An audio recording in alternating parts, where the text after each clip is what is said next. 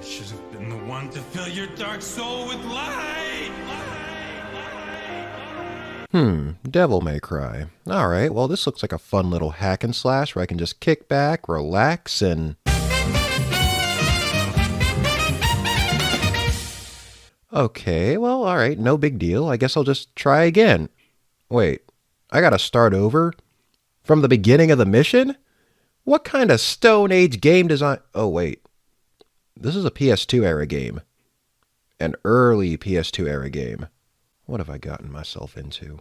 I figured there wasn't really a point in making a first few hours video for this game since it's only like 6 hours long, maybe 7 or 8 if you were like me and you had no idea what you were doing at first. Devil May Cry 1 was released in 2001 for the PS2 and was localized later that year. In 2012, it was remastered and released alongside Devil May Cry 2 and 3 in an HD collection for the Xbox 360 and PS3, and in 2018 that same HD collection was released again for the PS4, Xbox One, and PC. A Switch version was also released a year later for digital download. Take note that this was just the game on its own and not the entire HD collection. By the way, yes, I am aware that it was supposed to be Resident Evil 4 before they scrapped that idea and made it its own thing. I haven't played Resident Evil myself, so that's about all I can say about that situation. The game has a modern setting, taking place basically today, just with a supernatural twist. A long time ago... 2 millenniums ago. Yeah, that.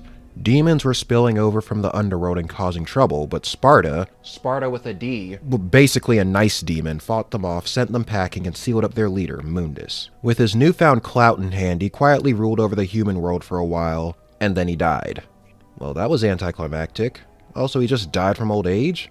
I thought these things were ageless or whatever. Anyway, Dante is his half-human, half-demon hybrid son. Mundus, who I guess found his way back somehow, killed his mom and brother not too long ago, and Dante starts a business called, take a wild guess, Devil May Cry. He hopes that engaging in this line of work would give him a lead on Mundus's whereabouts, and it does. A woman named Trish, who happens to look exactly like his dead mother, crashes his place and informs him that Mundus is residing on Malay Island, so the two of them head over there to foil his plan to take over the world again. And that's almost the entire story.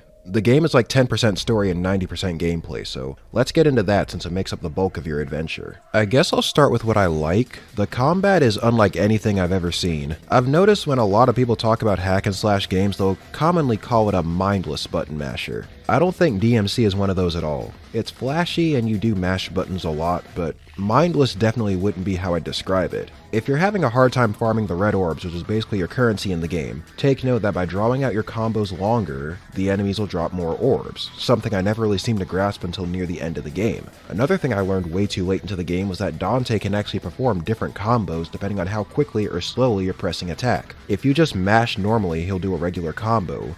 Mashing a little slower turns his finisher into a 3-hit swipe, and if you mash twice, pause for a second, and then press again, he'll do a rapid thrusting attack. He also starts with a pair of handguns for ranged attacks. They don't do nearly as much damage as the sword, so most of the time you'll just be using them to distract enemies and extend your combos. You earn a shotgun later that's good for close range shots, and a grenade gun that does a lot of damage but has a long reload time to make up for it. Oh, there's like a needle gun too, but we don't talk about that. You get 3 other melee weapons outside of Dante's default Force Edge: Alistair, which is an electric-based sword, and Ifrit, which are a pair of fire-based gauntlets. And yes, in some cases the elements do matter depending on what you're fighting. There's a third sword you get too, and while you can use it during gameplay, it's really more of a trophy than anything. It just looks cool and advances the plot, that's about it. The most important thing to note about those other melee weapons though is the little perk it grants Dante. You see that fancy looking gauge below his health bar? When you fill up at least 3 of those runes, he can use an ability called the Devil Trigger. This is essentially the pull up your pants, tighten the belt, grit your teeth, we're about to get serious button. By the way, if you're low on Devil Trigger, taunting the enemies gives you some back, which is another thing I learned way too late into the game. As for what Devil Trigger itself does, it increases attack speed and damage output, and if you're using Alistair, Dante also gets to fly. Just remember that Devil Trigger doesn't make him immune to attacks, so if you have almost no HP, turning on Devil Trigger and trying to tank your way through the fight isn't going to save you. There are also new moves that you can purchase, and a handful of them can only be used in Devil Trigger. How quickly or in what order you decide to unlock these extra abilities is mostly going to be on you, but I do recommend learning Error Rate as quickly as you can. You'll thank me later. You can also spend your red orbs on different items. You can get Vitality Stars that'll restore your HP, Devil Stars to restore your Devil Trigger gauge, Untouchables that'll that'll make you immune to attacks for a short time, blue orbs that'll permanently raise your max HP, purple orbs that'll permanently raise your devil trigger, holy waters that'll deal big damage to any enemies in the room, and yellow orbs will allow you to retry whatever boss fight you died to, because if you don't have any of those, guess what you'll be doing?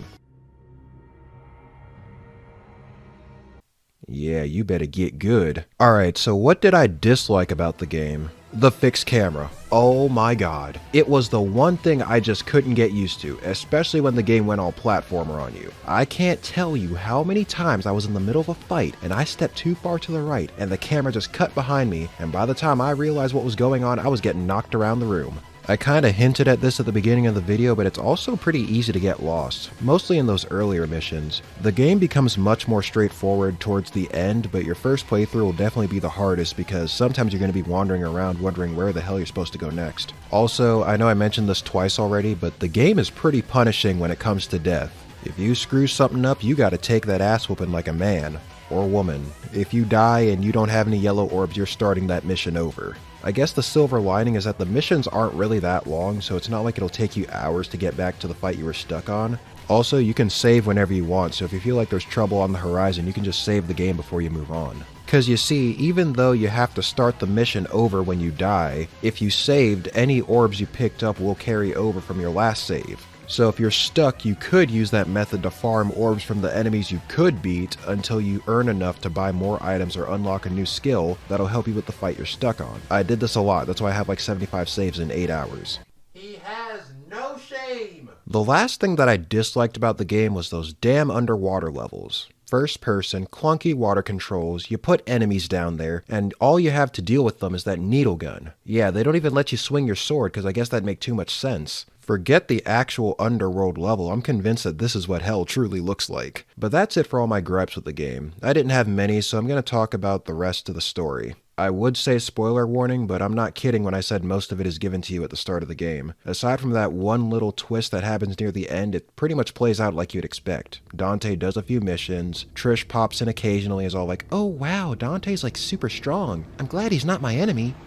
Oh wait. There's actually one more thing I forgot to mention when talking about the game's negatives. They make you fight the same bosses multiple times, and the third time is usually way harder than the first two. As a matter of fact, now that I've brought that up, there's even like one boss in particular whose whole gimmick is sending you to another dimension to make you fight guys you've already fought. And you fight him 3 times too, so, you know, bosses within bosses await you.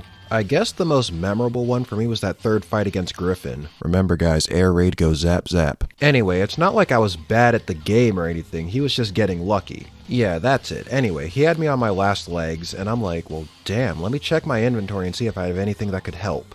Vital Star, gone. Devil Star, gone. Untouchables, gone. Huh? What's this? A holy water? Nah, get out of here. These guys ain't stupid. As if they'd let you use a holy water on a boss, but hey, you miss 100% of the shots you don't take. Why not?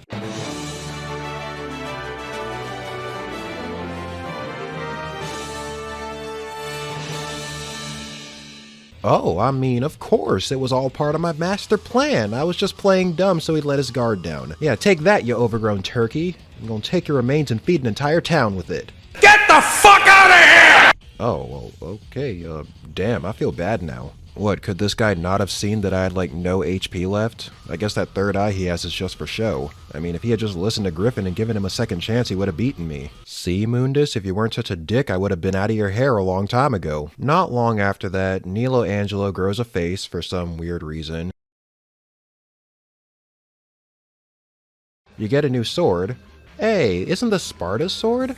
I bet it's like super strong and overpowered and... Hey, wait a minute. It doesn't have a devil trigger.